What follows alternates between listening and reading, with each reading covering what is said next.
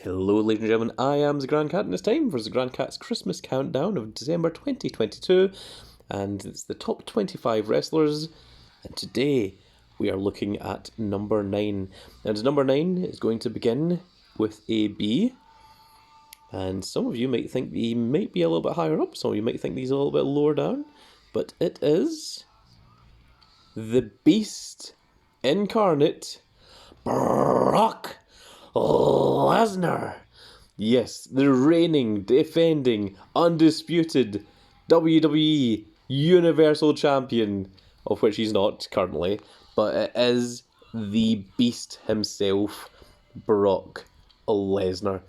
Now, I have seen him in his entire career from the point where he first debuted in WWE when he jumped in a hardcore match and just destroyed everyone in that hardcore match. Spike Dudley in particular is the one that comes to mind because he was so easy to lift up and just throw around.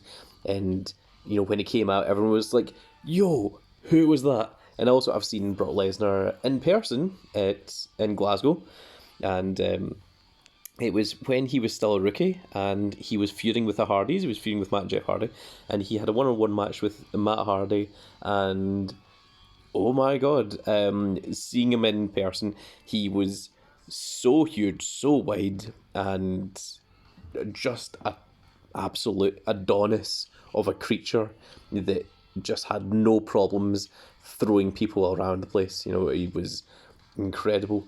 And even that first year that he had in the WWE, he went on, let's see, he won the King of the Ring and then faced The Rock at SummerSlam to win the world title, and then he lost the belt only because of his manager Paul Heyman turning on him against the Big Show, and then the only reason that he lost the belt was so that he could enter the Royal Rumble, win the Royal Rumble, and then go on to WrestleMania to win the belt again at WrestleMania.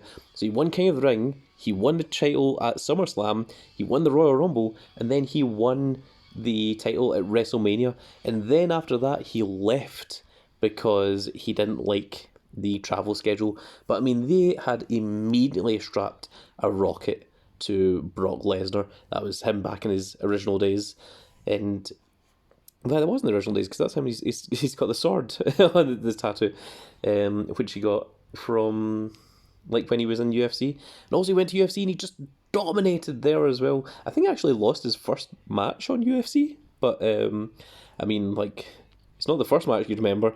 It's the ones where he won the title and was just dominating people.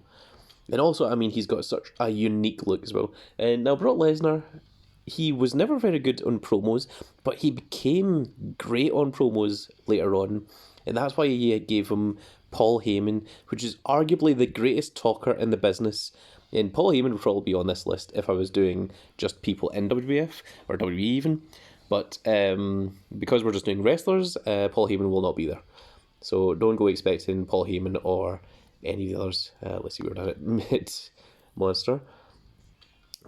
So, yeah, Brock Lesnar. And then, I mean, even when he came back, you know, he just came back and just, again, went on a domination run and just destroyed everyone.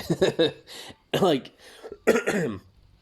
literally took the show hostage, literally took the title, and then left for like 6 months without defending it, which was crazy and annoyed people to no extent.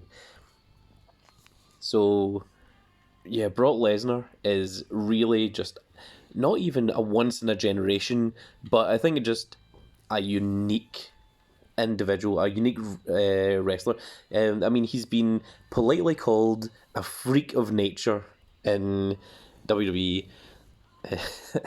I remember Big Show used to have a thing they called him the Vanilla Gorilla, because he was basically just a shaved gorilla, and that's, you know, that was the respect that they gave to the Beast, Brock Lesnar, and, rightly so. I mean, the guy is a legitimate badass. He can destroy people in actual fights in MMA, and he was an NCAA champion as well before he ever joined up with WWE, and I mean, just absolutely iconic. You know, I mean, like, there's never a point that he would show up on TV and people would go, "Oh, it's Brock Lesnar." You know, anytime you hear that, wow, wow, wow, like the audience goes, "Oh my God, oh, Brock Lesnar's here!" You know, and there's few people that can ever get that kind of like adoration. You know, where like you're just immediately iconic.